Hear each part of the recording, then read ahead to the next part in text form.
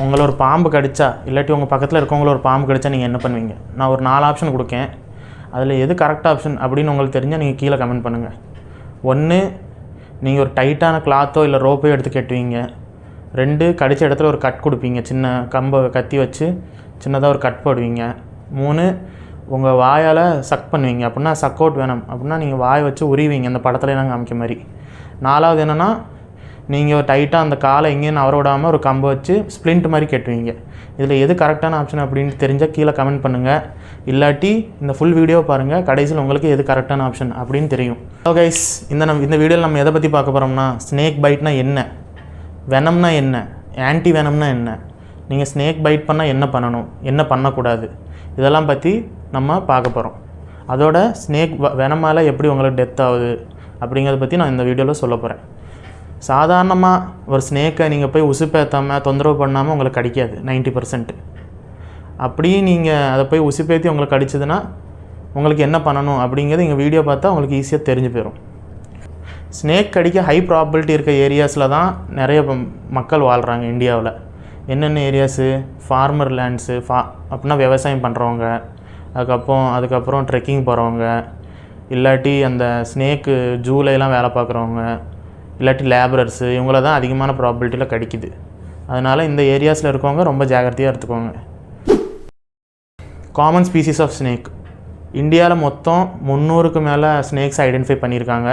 அதில் மெயினாக பார்த்திங்கன்னா 4 ஸ்பீசிஸ் தான் அதிகமாக கடிக்கும். வெனமஸ் ஸ்பீசிஸ், அப்படின்னா பாய்சன் அதிகமான ஸ்பீசிஸ் என்னென்னா 4 ஸ்பீசிஸ் தான். 1 cobra, 2 Russell's viper, 3 saw scaled viper, 4 great.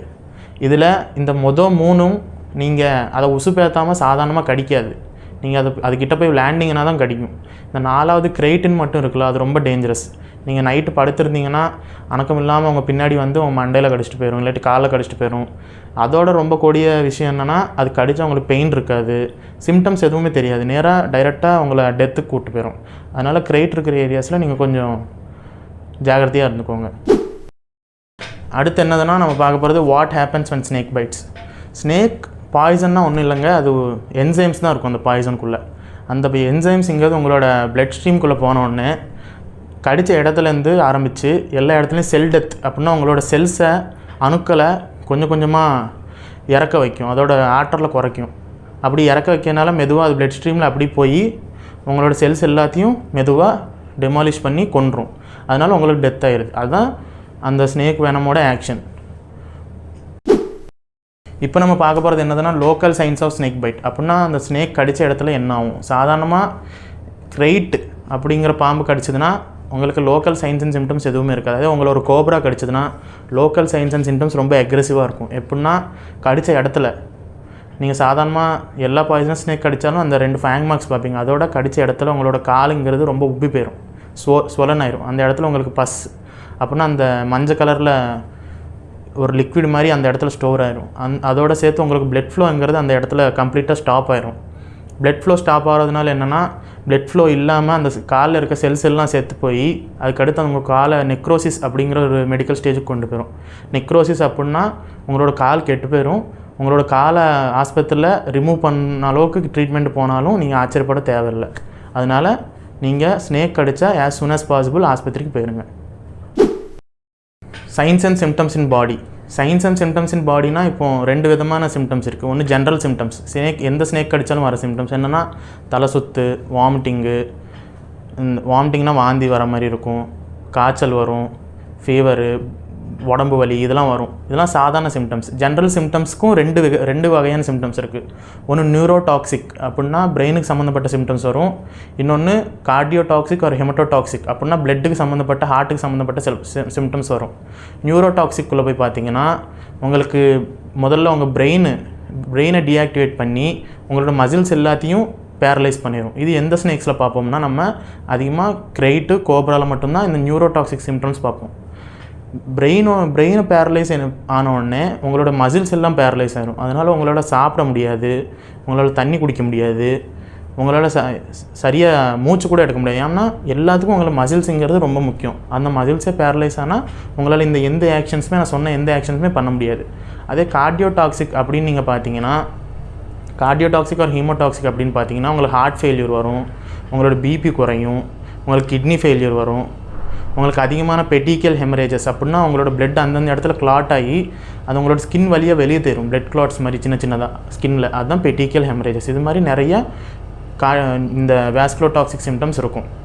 சாதாரணமாக நியூரோடாக்சிக் சிம்டம்ஸ் வர பேஷண்ட்ஸுங்கிறவங்க கொஞ்சம் அதிகமாக பொழைக்க சான்ஸ் இருக்குது. வாஸ்குலோடாக்சிக் தான் அதிகமாக டெத்து காஸ் பண்ணுற ஒரு டாக்ஸின். இப்போ நம்ம பார்க்க போகிறது என்னதுன்னா ட்ரீட்மெண்ட்டுக்கு நம்ம என்ன யூஸ் பண்ணுவோம்னா ஆன்டி ஸ்னேக் வெனம், ஏஎஸ்வி அப்படின்னு சொல்லுவாங்க மெடிக்கல் டேர்ம்ஸில். ஆன்டி ஸ்னேக் வெனம்னா ஒன்றும் இல்லை கைஸ், ஒரு பாம்போட வெனமைலேருந்து தான் இதை தயார் பண்ணுவாங்க. முதல்ல அந்த வெனமை மில்க் பண்ணுவாங்க. அதுக்கு நிறைய ஏஜென்சிஸ் இருக்குது இந்தியா முழுக்க. அங்கே அந்த ஸ்னேக்ஸ் ஆர்டிஃபிஷியலாக வளர்த்து அதோட பாய்சனுங்கிறத மில்க் பண்ணுவாங்க. மில்க் பண்ணுறதுனா அதோட பல்லேருந்து அந்த பாய்சன் எடுப்பாங்க. எடுத்து அதை ஒரு ஹார்ஸ்லையோ பிக்லையோ அதை இன்ஜெக்ட் பண்ணி, அது இன்ஜெக்ட் பண்ணுறதுனால என்ன ஆகும்னா அந்த அனிமலுங்கிறது அதுக்கு எதிர்ப்பாக ஆன்டிபாடிஸ் செக்ரேட் பண்ணும். அந்த ஆன்டிபாடிஸை இவங்க இன்ஜெக்ஷன் வழியாக வெளியே எடுத்து ஆன்டி ஸ்னேக் வெனம் அப்படின்ட்டு வயல்ஸில் சேவ் பண்ணுவாங்க. அதை உங்களை ஒரு பாம்பு கடித்தப்போ உங்களோட பாடிக்குள்ளே இன்ஜெக்ட் பண்ணுறதுனால இந்த ஆன்டிபாடிஸ் போய் அந்த வெனம் கூட போய் அட்டாச் ஆகி அந்த எஃபெக்டை நியூட்ரலைஸ் பண்ணி உங்களோட உயிரை காப்பாற்றும். இதுதான் ஆன்டி ஸ்னேக் வெனமோட ஆக்ஷன். ஆன்டி ஸ்னேக் வெனம் ஸ்பீசிஸ் அப்படின்னா என்னென்னா, ஆன்டி ஸ்னேக் வெனம் எதுலேருந்து எடுப்பாங்க? காமன் சென்ஸ் யூஸ் பண்ணிங்கன்னா சரியாக போயிடும். நான் ஸ்டார்டிங்கில் சொன்னோம்ல, அந்த 4 ஸ்பீஷிஸ் எது அதிகமாக கிடைக்கோ அந்த 4 ஸ்பீஷிஸ்லேருந்து தான் அந்த ஆன்டி ஸ்னேக் வெனமும் தயார் பண்ணுறாங்க. கோப்ரா, கிரைட்டு, சாஸ்கேல் வைப்பர், ரசல்ஸ் வைப்பர், இந்த 4லேருந்து தான் அந்த ஆன்டி ஸ்னேக் வெனமும் அவங்க க்ரியேட் பண்ணுவாங்க. அதுக்கப்புறம் நம்ம பார்க்க போகிறது என்னதுன்னா மேனேஜ்மெண்ட் எப்போ பண்ணுவாங்கன்னா, உங்களுக்கு அந்த ஸ்னேக்கு நான் சொல்கிற ஜென்ரல் எஃபெக்ட்ஸை தாண்டி இந்த டாக்ஸினுங்கிறது உங்களோட உடம்புக்குள்ளே ஸ்ப்ரெட் ஆன பிறகு வரது எஃபெக்ட்ஸு, அதுதான் மேனேஜ்மெண்ட்டுங்கிற ஸ்டேஜில் பண்ணுவாங்க. அது என்னென்னா, அது அவங்கவுங்க சிம்டம்ஸை பொறுத்து அவங்க ட்ரீட்மெண்ட் கொடுப்பாங்க. உங்களுக்கு நியூரோடாக்சின் அப்படி அந்த கோப்ராவோ கிரைட்டோ கடிச்சதுன்னா அது நியூரோடாக்சிக் சிம்டம்ஸ் உங்களுக்கு ப்ரொடியூஸ் பண்ணுதுன்னா உங்களை ஒரு வென்டிலேட்டரில் வைப்பாங்க அந்த நியூரோடாக்சிக் சிம்டம்ஸ் குறையிற வரைக்கும். அதே உங்களுக்கு பேரலிசிஸ் ஆஃப் ரெஸ்பிரேட்டரி மசில்ஸ் ஆச்சுன்னா அந்த பெராலிசிஸ் குறையிற வரைக்கும் உங்களை வென்டிலேட்டர் சப்போர்ட்டில் வைப்பாங்க. அதே உங்களோட பாடி ஷாக்குள்ளே போயிடுச்சுன்னா உங்களுக்கு ஆர்கன் சப்போர்ட் கொடுப்பாங்க. அதே உங்களுக்கு ப்ளீடிங் அதிகமாக ஆகுது அந்த ஸ்னேக்கோட பாய்சனால் அப்படின்னா உங்களுக்கு ப்ளீடிங்கை குறைக்கிற மாதிரி ட்ரக்ஸ் கொடுப்பாங்க. உங்களுக்கு பிபி குறையுதுன்னா பிபி ஏற்றுற மாதிரி ட்ரக்ஸ் கொடுப்பாங்க. இது மாதிரி சிம்டமேட்டிக் ட்ரீட்மெண்ட் அப்படின்னு சொல்லுவாங்க மெடிக்கல் டேர்ம்ஸில். இந்த மாதிரி சிம்டமேட்டிக் ட்ரீட்மெண்ட் உங்களுக்கு கொடுப்பாங்க. அந்த சிம்டம்ஸுங்கிறது உங்களோட பாடியிலேருந்து குறைஞ்சி நீங்கள் அந்த ஸ்னேக்கோட எஃபெக்ட்லேருந்து வெளியே வர்றதுக்கு இந்த சிம்டமேட்டிக் ட்ரீட்மெண்ட் அப்படிங்கிறது கொடுப்பாங்க. அடுத்து நம்ம பார்க்க போகிறது என்னதுன்னா, வாட் ஷுட் வி டூவில் என்னென்ன பார்க்க போகிறோம்னா, சாதாரணமாக ஸ்னேக் பைட் கடித்தா முதல்ல ஸ்னேக்ஸு கடித்தா நீங்கள் பதறாதீங்க. ஏன்னா இந்தியாவில் இருக்க 70% ஸ்னேக்ஸ் நான் வெனமஸ் ஸ்னேக்ஸ். அப்படின்னா அது கடித்தா பாய்சனுங்கிறது வராது. ஏன்னா நீங்கள் அதை பார்த்தாலே கண்டுபிடிச்சலாம் அந்த பைட்டையும். ஏன்னா அதுக்கு நிறைய பல் இருக்கும், மனுஷ பல் மாதிரியே இருக்கும் பார்க்க. ஆனால் ஒரு லைனில் எப்படி பாம்பு பல் மாதிரி லைனாக இருக்கும், நிறைய பல் இருக்கும். அதே வெனமஸ் ஸ்னேக்ஸ் இதில் 30% தான் இருக்குது வெனமஸ் ஸ்னேக்ஸ். அதுலேயும் உங்களுக்கு அதிகமான வெனம் இன்ஜெக்ட் பண்ணுற ஸ்னேக்ஸுங்கிறது 15% தான் இருக்கும். அது கடிச்சதுன்னா உங்களுக்கு அந்த 2 ஓட்டை இருக்க மாதிரியும் இல்லாட்டி சிங்கிள் ஓட்டை இருக்க மாதிரியும் சின்ன ஓட்டை இருக்க மாதிரியும் தெரியும். அது உங்களுக்கு கடிச்சதுன்னா வெனமஸ் ஸ்னேக் கடிச்சது அப்படின்னு நீங்கள் கண்டுபிடிச்சிடலாம். முதல்ல உங்களை ஒரு ஸ்னேக் கடிச்சதாலோ இல்லாட்டி பக்கத்தில் இருக்கவங்கள ஒரு ஸ்னேக் கடிச்சதுனாலோ நீங்கள் என்ன பண்ணணும்னா, முதல்ல ஃபஸ்ட்டு அஷூரன்ஸ் பண்ணணும். கடித்த அந்த பேஷண்ட்டை இல்லாட்டி அந்த பர்சனை நீங்கள் அவங்கக்கிட்ட போய் ஒன்றும் நடக்காது அப்படின்னு சொல்லணும். நான் பார்த்துக்கிறேன் அப்படின்னு சொல்லணும். அது இல்லாமல் கடிச்சிருச்சு அப்படின்னு நீங்களும் பயப்பட்டு அவங்களுக்கு இன்னும் பயமுறுத்தினீங்கன்னா அவங்களோட பிளட் ப்ரெஷர் கூடி இந்த ஸ்னேக் பாய்சனுங்கிறது ஈஸியாக ஸ்ப்ரெட் ஆகிடும். அதுக்கு பிறகு நீங்கள் என்ன பண்ணணும்னா, அவங்கள இம்மொபிலைஸ் பண்ணணும் கம்ப்ளீட்டாக. அவங்கள நடக்க விடக்கூடாது, ஓட விடக்கூடாது. அவங்களோட காலில் நீங்கள் ஒரு கம்பு எடுத்து ஒரு ஸ்ப்ளிண்ட் மாதிரி கெட்டணும். ஸ்ப்ளிண்ட் மாதிரி கெட்டினீங்கன்னா அந்த காலில் பிளட் ஃப்ளோவும் இருக்கும், அந்த இடத்துலேருந்து அந்த பாய்சன்ங்கிறது சீக்கிரமாக ஸ்ப்ரெட் ஆகாது. மூணாவது என்னென்னா, நீங்கள் அவங்கள ஒரு வேன்லேயோ ஒரு கார்லேயோ வச்சு அவங்கள நடக்க விடாமல் ஓட விடாமல் கூட்டிகிட்டு போகணும் ஆஸ்பத்திரிக்கு.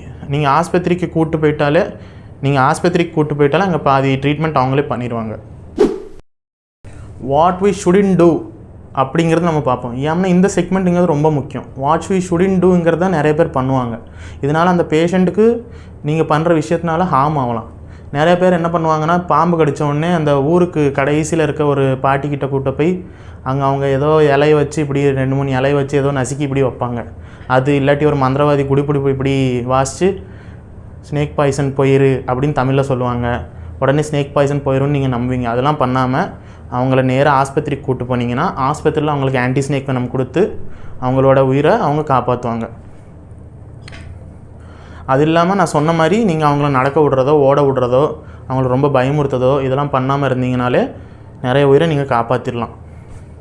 என்ன நம்ம பண்ணக்கூடாது அப்படின்னு பார்த்தோம்னா நோ சக்கிங் அப்படின்னா வாய் வச்சு அந்த பாம்பு கடித்த இடத்துலேருந்து நீங்கள் அந்த பாய்சனை உரியக்கூடாது. ஏன்னா உங்கள் வாயில் ஏதாவது கட்டு இருந்துச்சுன்னா அந்த கட்டு வழியாக அந்த பாம்போட பாய்சன் உங்களை எஃபெக்ட் பண்ணும். அதுக்கடுத்து ஒரு ரோப் எடுத்து டைட்டாக கட்டுறதோ ஒரு கிளாத் எடுத்து டைட்டாக கட்டுறதோ பண்ணக்கூடாது. ஒரு இன்சிஷன் கொடுக்கக்கூடாது. அப்படின்னா ஒரு கட் பண்ணக்கூடாது அந்த இடத்துல. அவங்களுக்கு இன்னும் அதிகமான சான்ஸ் இருக்கும் ப்ளீடிங் ஆகி செத்து போக. அது மாதிரி நீங்கள் இந்த சில்லியான மிஸ்டேக்ஸ்லாம் பண்ணிங்கன்னா அந்த பேஷண்ட்டுக்கு நீங்கள் ஹார்ம் பண்ண நிறைய சான்ஸ் இருக்குது. மெயினான விஷயம் என்னென்னா ஆல்கஹால் கொடுப்பாங்க நிறைய பேர். ஆல்கஹால்லாம் கொடுத்தீங்கன்னா அந்த பாய்சனுங்கிறது ரொம்ப ஈஸியாக ஸ்ப்ரெட் ஆயிரும். அது பிறகு அவங்கள காப்பாற்றுறதுங்கிறது ரொம்ப கஷ்டமாயிரும். How to avoid snake bite நீங்கள் எப்படி அவாய்ட் பண்ணணும் அப்படின்னு பார்த்தோம்னா ஒன்றும் இல்லைங்க, சிம்பிள் திங்ஸ் தான். நீங்கள் ஒரு பாம்பை பார்த்தீங்கன்னா அதுலேருந்து தூரமாக போகாமல் அது பக்கத்தில் போய் ஃபோட்டோ எடுக்கிறது, இந்த இன்ஸ்டாகிராம் ரீல்ஸ் பண்ணுறது இதெல்லாம் பண்ணாதீங்க.